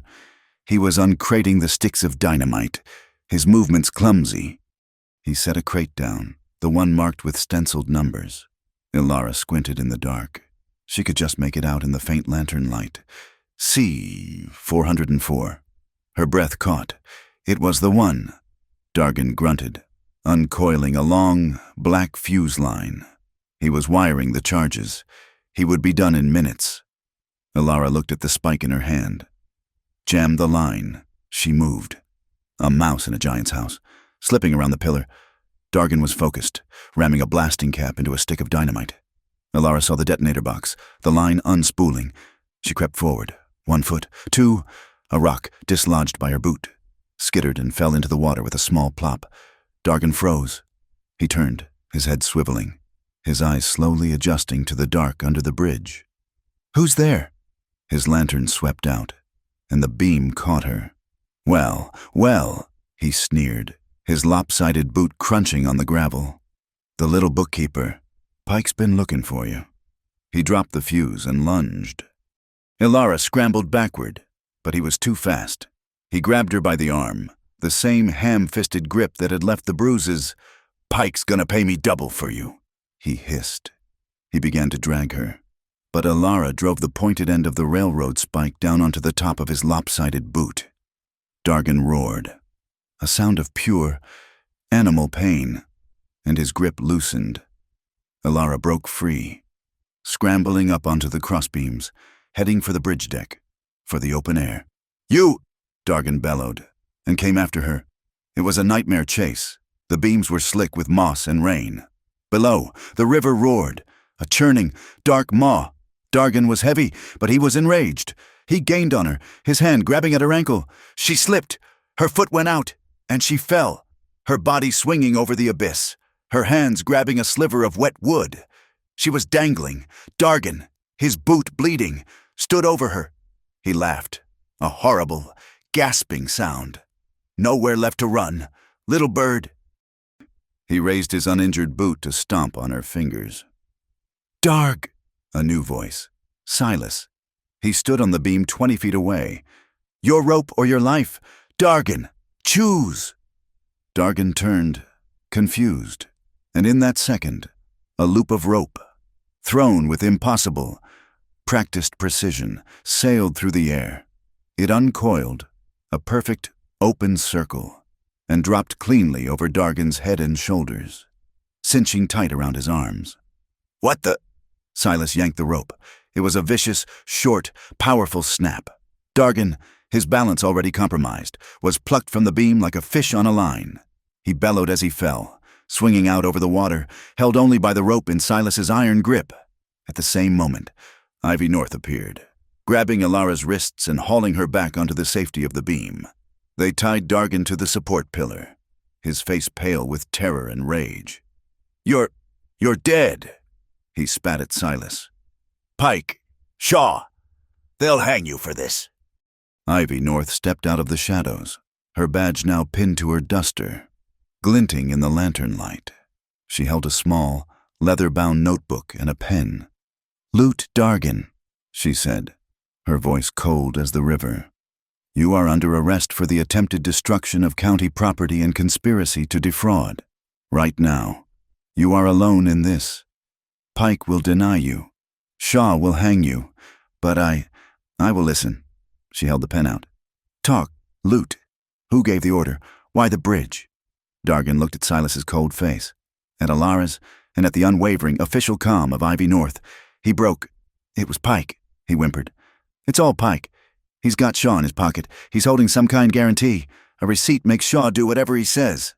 "The bridge," Ivy said, her pen scratching on the paper. "It's the clause," Dargan sobbed. "Pike called it force manure or something. He said if the bridge goes, the railroad can declare an emergency. They can seize the water rights, the land, everything. It was all legal. He said I was just following orders." "Write it," Ivy said. "My hands are tied. I'll write, you sign." She wrote, her hand quick and steady, documenting every word. She untied his right hand, and he signed his name in a messy, panicked scrawl. Then, from her pocket, Ivy North produced a small, heavy, brass object. She pressed it to the ink pad on her belt, and then thumped it onto the bottom of the page. It was the official seal of the Juniper County District. "It's done," Ivy said, folding the paper and tucking it inside her shirt. She had the confession, the lot numbers, and the receipt. She had the case. "What about me?" Dargan whimpered. Silas looked at the man who had threatened his home. He checked the knots on the rope. "You'll be here, a witness, until the sun comes up." The noon train was a pillar of smoke and steam long before it was a sound. It arrived at the Juniper Depot with a great, shuddering sigh of air brakes and hissing pistons, a black iron emissary from the outside world. It was the day's main event, and half the town was already there, trading gossip, collecting mail, and watching the flow of goods. Ivy North had sent word via the telegraph line, a coded message to the station master, an ally. Her message had been simple hold train for judicial matter. A.C. required. On the platform of the last car, a figure emerged, not for supplies, but for the commotion. Judge Adelaide Court was not a small woman. She was built of stern stuff, a tall, imposing figure in a practical black traveling suit, her gray hair pinned in a severe bun that dared not move. She was a circuit judge, a hanging judge, some called her. But what she was fair. She lived by the letter of the law, and she had no patience for fools. She had a 10-minute stop in Juniper Falls, just long time to get a telegraph update and a cup of coffee. "What is the meaning of this, Mr. Station Master?" she was booming. "I have a docket in Silver Bend." "Your Honor," Ivy North said, stepping from the crowd. She was in her full, crisp uniform, her badge polished. "A county matter has arisen that requires immediate judicial review." The crowd on the platform, which had been a loose collection of idlers, began to congeal. They smelled a spectacle. From the other side of the crowd, Silas Boone emerged. He walked with that same relentless, ground-eating stride, and beside him, her hand tucked into the crook of his arm, was Ilara Wynne. She was pale, her knuckles white, but she was not hiding. She was not the woman under the bridge. "What is this?" a voice called. "A town meeting." Then they came, Orson Pike, in his fine Eastern suit, his lopsided boot making a faint thud drag on the wooden platform, and beside him, his face a mask of official, bored duty, was Sheriff Merritt Shaw. They had heard about the gathering, and had come to ensure their authority was seen. "Well, well," Pike sneered, his voice a low, confident purr. He saw Ilara, and his eyes lit with a possessive, predatory gleam. "It seems our lost little lamb has returned to the fold." He turned to the judge. "Your Honor, a pleasant surprise. We can clear this up immediately. Sheriff, your duty." Sheriff Shaw stepped forward, his hand on his holster, a second, folded piece of paper in his other. He cleared his throat. "Ilara Wynn, you are under arrest by the authority of Juniper County for the theft of private financial documents from the Pike & Sons Bank." A gasp went up from the crowd. Theft. A bank. It was serious. Ilara's hand tightened on Silas's arm. He did not move, but he placed his hand over hers. "An anchor. She is a thief, Your Honor," Pike said smoothly, "and a runaway, prone to hysterics. You can see the man she has duped." He gestured to Silas. "Is this true, ma'am?" Judge Court's voice cut through the air like a cold, clean blade. Ilara let go of Silas's arm. She stepped forward, alone. She was holding her ledger, the stolen receipt, and a folded, mud-stained piece of paper. "No, Your Honor, it is not," Ilara said, her voice shaking, but clear. "My name is Ilara Wynn. I am not a thief. I was the bookkeeper for the Horizon Line's Mulberry concern, and I am a witness." She held up the ledger. "This is a copy of their book, not stolen, copied, proof of a conspiracy to defraud this county." "Hearsay," Pike snapped. "This," Ilara said, her voice rising, holding up the receipt, "is the original receipt for a bribe paid to Sheriff Merritt Shaw, signed by him and by Orson Pike." The crowd erupted, a low, dangerous "oh" sound. Shaw's face went from bored to ashen. Pike's smile twitched, became a snarl. "And this," Ilara said, her voice full of ice, "is the signed confession of Foreman Lute Dargan, whom I and Deputy North and Mr. Boone caught last night with dynamite, attempting to destroy the Nine Creeks Bridge." She held up the paper, the official county seal at the bottom clear in the noon light. He confessed that he was under the direct orders of Orson Pike. Ilara's voice rang out. "To create a force majeure event, to illegally seize the water rights of this entire valley." Pike was apoplectic. "Lies. This is preposterous, Sheriff. Arrest this woman. Arrest them all." Sheriff Shaw, his face slick with sweat, his eyes darting, fumbled for his handcuffs. That's right.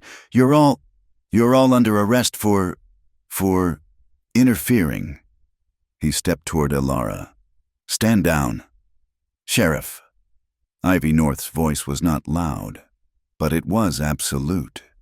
She stepped between Shaw and Ilara. "You have no authority here, Deputy." Shaw spat, finding a backbone of bluster. "I am the law." "No," Ivy said, her hand going to her own cuffs. "You are a criminal." She was suddenly, shockingly fast. Before Shaw could react, Ivy grabbed his right wrist. She snapped the steel cuff on. "Merritt Shaw," she said, her voice ringing in the sudden, stunned silence. "You are under arrest for conspiracy, accepting a bribe, and obstruction of justice." She yanked his cuffed hand high, showing it to the crowd, the dark, telltale ink stain from the receipt still visible on his skin. "And for being a fool." The crowd was frozen. Shaw was dumbstruck. Pike looked, for the first time, not arrogant, but trapped. "This is an outrage," Pike bellowed, his voice cracking. This is a coup, Judge. You must—" "I must do nothing, Mr. Pike," Judge Court said. She had been silent, her eyes moving, listening, assessing. "I have a signed confession from your foreman. I have a bribery receipt signed by the sheriff, and I have a deputy of the law making a lawful arrest." She looked at Silas. "Mr. Boone, you have been quiet. Do you have anything to add to this coup?" Silas stepped forward. He was not a man of many words, and he did not have a ledger. He held a single, rolled, yellowed piece of parchment. "This," he said, his voice a low rumble that carried across the platform, "is the original 167-page charter for the Copper Creek Water Basin, the one the Horizon Line claims to have a contract on."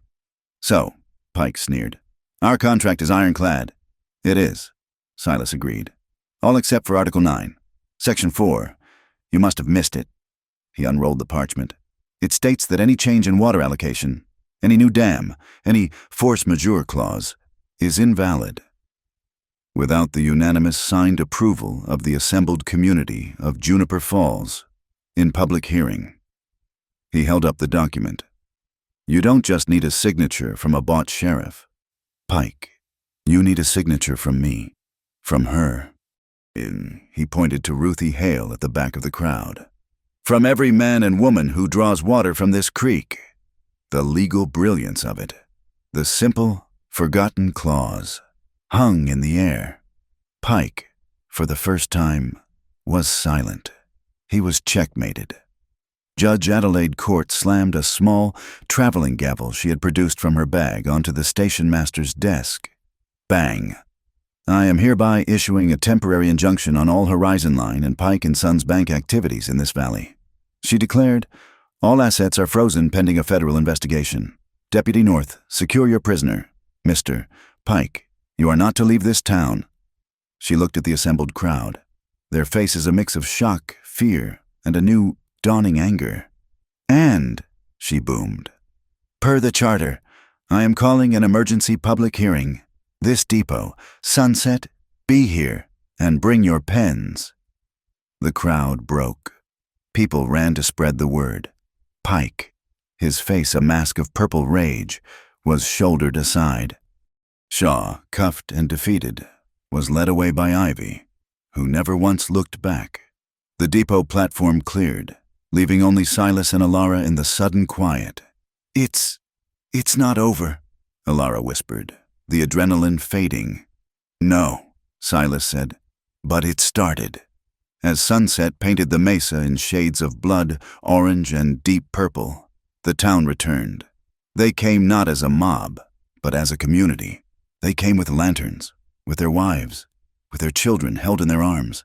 They filled the depot platform, their faces grim and determined. Judge Court stood at the desk. The charter spread before her.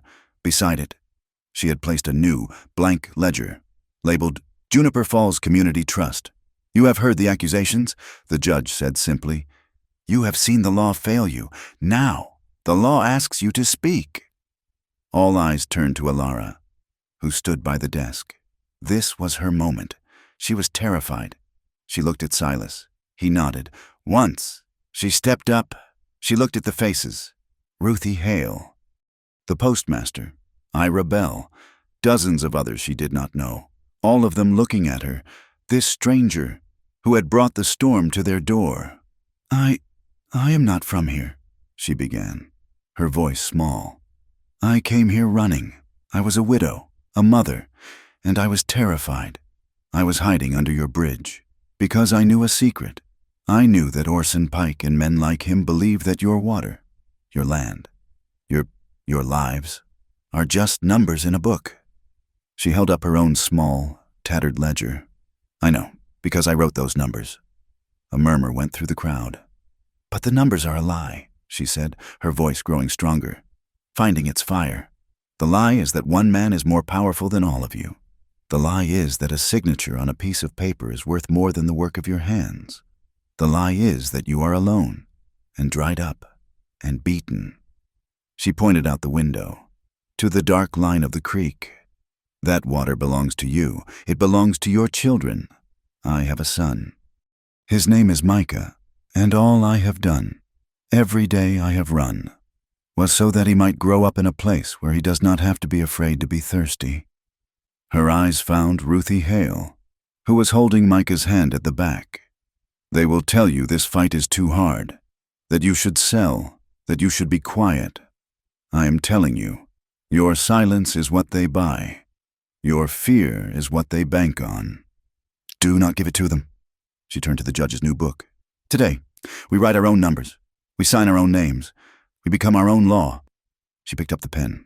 Her hand was shaking. But she wrote. In a clear, practiced hand, Alara Wynne. A long, profound silence. Then, Silas Boone stepped forward. His shadow fell over the book. He took the pen from her, his fingers brushing hers, and signed his name, large and certain, beneath hers Silas Boone. Then, Ruthie Hale, leading Micah by the hand, came forward and signed. Then Ira Bell, then another, and another. A farmer, a blacksmith, a mother of 4. They came one by one, a slow, steady, determined line, and put their names in the book, a new, living wall of ink and will, a legal fortress against the men who thought they owned the world. The community's victory at the depot was a single battle, not the war. The ink on their new charter was not yet dry when the real-time limit, set by Judge Court, began. A federal marshal was 2 days away. Until then, the injunction was just a piece of paper, and the town was on its own. Orson Pike knew this. That night, the air was thick, the sky a low, bruised, starless ceiling. The Gage Company, no longer gray ghosts but a recognized army, rode out. They were not aiming for the town. They were aiming for the Silver Bend Levee, the old stone dike that held the Copper Creek in check and protected the lower valley. It was also where the county water office stood, the small building that now held Judge Court's injunction, a single lantern burning in the window as its legal seal. Pike's plan was brutally simple. If the law wouldn't give him his force majeure, he would make his own. But Ivy North had anticipated it. "He won't just let us win," she'd said at sunset. "He'll break the levee. He'll flood us out, then blame the failed infrastructure." The town had mobilized. This was not a fight of anger. It was a fight of preservation. When the first riders of the Gage Company reached the levee, they did not find a dark, sleeping county. They found a line of lanterns, held by ranchers, miners, and shopkeepers. A silent, defiant wall of light. Silas Boone and the ranchers from Ash Mesa held the main sluice tunnel, a heavy-set wooden door that was the levee's most vulnerable point. He had strung the lanterns on a wire, a signal chain. Ivy North, flanked by Ira Bell and 2 steady-handed cattlemen, held the bridge that crossed the levee, the only road in or out. "This is private property," one of the gray coats shouted, his voice high with false authority. "Clear a path, by order of the Horizon Line." "This is community property," Silas's voice booked back, a low rumble from the tunnel darkness. "And this path is closed." A shot rang out, a nervous Gage man firing high. It was the signal. The fight began. It was a close, ugly brawl. Men fought with fists, with shovel handles, with the cold, hard fury of men defending their homes. Orson Pike was not among them. He sat on his horse on a high ridge, a general, watching his failed army. He saw the fight was lost. The townsfolk were too many, too dug in. He turned his horse, a shadow in the darkness, and began to slip away. But someone else was there. Merritt Shaw. The ex-sheriff, broken out of his own jail by Pike's men, was no longer a man of law. He was a cornered animal. He had failed Pike. He had lost his badge. He had nothing left but one last, desperate card. He knew what Dargan had really planned. The dynamite at the bridge had been a distraction. The main charge, a massive one, was set deep in the levee wall. A backup plan for this very scenario. "They won't stop me!" Shaw screamed, his voice a ragged, insane shriek. He ran from the battle, not to escape, but to a small, hidden alcove in the stone. He had the spare detonator. He had the wires. I'll show you all." He found the box. He found the plunger. Alara was not a fighter. She was a planner. She stood on the far bank, at the anchor point for a heavy winch line, her gaze fixed on the sluice tunnel. She was coordinating, her voice clear and sharp. "Hold the line, second rank. Move up." She had known, with the cold, clear certainty of a bookkeeper, that a man like Pike would have a contingency, a hidden column in his ledger of violence. When they had been at the bridge, after capturing Dargan, she had seen the second, thicker wire, coiled and hidden. While Silas and Ivy secured their prisoner, she had followed it. It led to a box of railroad smoke primers, the kind used for signaling. She had taken a terrible, silent risk. She had cut the detonator wire and rerouted it, her hands bleeding in the dark, into the box of harmless smoke. Shaw, his face a mask of sweat and madness, slammed his hands down on the plunger. There was a heavy thud, but it was not the roar of an explosion. It was the sound of a damp, heavy cannon. A split second later, a volcano of thick, acrid, bright yellow smoke erupted from the levee wall. It shot hundreds of feet into the air, a colossal, sulphurous geyser that illuminated the entire battlefield in a sickly, demonic light. Shaw stared, his hands still on the plunger. In the yellow light, every face in the valley turned to look at him. He was exposed, his final, desperate act a puff of smoke, a pathetic failure. And then, as if in judgment, the river spoke. The first storm, the meddling, the violence, it had all been too much. The levee, weakened by the constant pressure, groaned. A section 100 yards away from the smoke, a place no one had been guarding, gave a deep, coughing shudder. With a roar that drowned out all human sound, the stone wall tore open. The Copper Creek, a brown, churning beast, was loose. The fight stopped. The gauge men and the townsfolk, enemies a second before, scrambled for high ground. The water did not rise. It attacked. "The wagons!" a woman screamed. A train of supply wagons, full of grain and seed, had been parked in the lower field, ready to be moved at dawn. They were now in the path of a flash flood.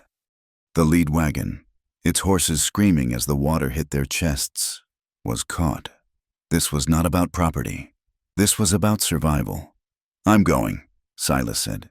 He ran to his horse Bramble, who was tethered on the hill. He didn't hesitate. He grabbed the winch line from the anchor post, a thick, heavy rope, and tied it to his saddle horn. "You're mad!" Ira Bell shouted. "You'll never make it." Silas just looked at Alara. Her face, lit by the yellow smoke, was a mask of terror. But she did not beg him to stop. She ran to the winch crank. "He'll need an anchor," she yelled at the men around her. "On the crank now, heave when I say heave." Silas spurred Bramble. The old horse, steady as its master, did not rear. It charged, plunging down the muddy bank and into the churning, debris-filled water. The current was a living thing, tearing at them. But Silas was a man of the land. He read the water, guiding Bramble behind a floating log, using the current, fighting it. He reached the wagon, the water slamming against his chest. He got the line on the wagon's axle, a desperate, fumbling act in the freezing water. On the bank, Ilara was a general. She was not a widow. She was not a refugee. She was the anchor. "He's clear, heave, heave." The men threw their weight on the winch. The rope went taut, a steel guitar string singing in the flood. In the midst of this chaos, there was one place of absolute calm, on the high hill, in the small, stone church. Ruthie Hale had gathered the children. Micah, safe from the water, safe from the violence, safe from the fear, sat by a single lamp, his hand in hers, listening as she told a story. His small face a perfect, peaceful oval. He was not near the danger. He was not in the fight. He was protected. Silas, his horse exhausted, made it back to the bank. The wagon was saved. He collapsed on the mud, gasping. He looked up, and through the haze of smoke and mist, he saw a figure scrambling along the water's edge. Orson Pike, using the flood as his cover. He was making his final escape. Silas rose. He did not call out. He did not wait for Ivy. He began to walk, and then to run along the top of the levee. He caught Pike on the far bank, a slick, sinking plain of mud. Pike turned, his fine suit ruined, his face a mask of primal fear. He saw Silas and lunged. It was not a fight. It was a brawl. It was a gasping, grunting, animalistic struggle in the filth. There were no clean punches, only desperate, mud-slicked lunges. Pike, a man of soft living, fought with the terror of a trapped animal, but Silas was a man of stone and wood and iron. He was stronger. He got his arms around Pike, and they fell, rolling in the deep, sucking mud. Silas ended on top, his hand on Pike's throat, pinning him, face first, into the bank of the river he had tried to steal. It's mine, Pike gasped, mud filling his mouth. A hand landed on Silas's shoulder, strong and steady. That's enough, Silas. Ivy North. She hauled Pike up by his collar, his face a dripping mess. He spat mud, weeping. And then came the sound, the clean, final, beautiful sound. The click-click of her handcuffs as they closed around Orson Pike's wrists. Judge Adelaide Court was there, her black suit splattered, her face like a thunderhead. Merritt Shaw, his face stained yellow from the smoke, crawled to her feet. Your Honor, he wept, grabbing the hem of her dress. I'll testify, I'll tell you everything. Pike, he made me. I was... Ivy North, her face grim, pulled out the new community ledger and Dargan's confession and Shaw's signed receipt. In a voice flat and devoid of all emotion, she read the list of charges: conspiracy, attempted murder, obstruction of justice, a dozen more. The judge looked down at the weeping man at her feet. Deputy, she said, her voice cutting through the hiss of the water. Take this thing to the territorial marshal in Silver Bend. He is to be tried in a federal court. I am done here. As if her words were a command to the heavens. The rain stopped. The thick clouds, their malice spent, began to break apart, one by one. The lanterns were extinguished. The townsfolk, soaked, bruised, muddy, but alive, stood in the sudden, profound silence. The yellow smoke cleared, a single star, and then another, pierced the darkness. They shone down, reflecting in the calm, quiet surface of the flooded plain. The water was no longer a beast, but a mirror. And in the distance, dark, steady, and unbroken, the 9 Creeks Bridge still stood. The dawn did not just break, it healed. It came not with the violence of a storm, but with a slow, quiet patience, spreading a light the color of pure, golden honey over the valley. It washed the yellow sulfur stains from the air and made the damp, muddy earth of Boone Hollow steam in the new warmth. The sound that woke Ilara was not a gunshot, not a scream, not the roar of a river. It was laughter. She sat up, her heart, for a second, still knotted with the old fear. Then she saw, through the open kitchen window, Micah. He was not a small, huddled shadow. He was a boy, running full tilt, his clean boots flashing. He and 2 other children from a neighboring ranch were chasing each other, their hands full of smooth, dark river stones, polished by the flood. His laugh was high and clear, and it was the only sound that mattered. 3 days had passed, 3 days of profound, unbelievable quiet. Judge Adelaide Court, true to her word, had not left until the new order was set. From the depot, she had signed the charter for the Copper Creek Community Water Trust. The assets of the valley, its lifeblood, were now legally bound to the names in that community ledger. Judge Court, with a rare, thin smile, had appointed the first 2 co-trustees to manage it, Silas Boone and Ilara Wynne. The ripples of their victory had been swift. The news from the telegraph office, carried by Ira Bell, was that a federal marshal had not just met Ivy North, but had taken one look at the evidence, the receipts, the confession, the signatures, and had impounded the Pike Sons Bank. Its assets were seized, its doors chained. The Horizon Line Railroad, faced with a federal investigation and a united, legally backed community, had immediately withdrawn its dam proposal. A new representative, a sweating, apologetic man from back east, had arrived on the train, hat in hand, asking in a very polite voice what the community's fair price for water would be. The war was over. The rebuilding had begun. Ilara was in the barn, which had become her temporary office. The long-abandoned workbench was now covered in neat stacks of paper. She had found her purpose, and it was the same one she had always had. But now, bent toward the light, she was still a bookkeeper. A contract, she explained to 3 ranchers, their hats turning nervously in their hands, is just a story of the future. You have to read it to see who wins and who loses. She had started a community accounting service. She was teaching them to read the fine print, to understand percentages, to spot the loopholes.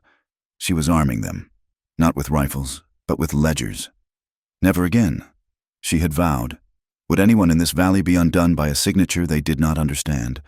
She looked up from her work, and Silas was there, standing in the wide barn doorway, his shadow long in the afternoon light. He was not looking at her. He was looking at Micah, who was trying, and failing, to help curry bramble. "He needs to learn to ride proper," Silas said, his voice a low rumble. "Not just hold on."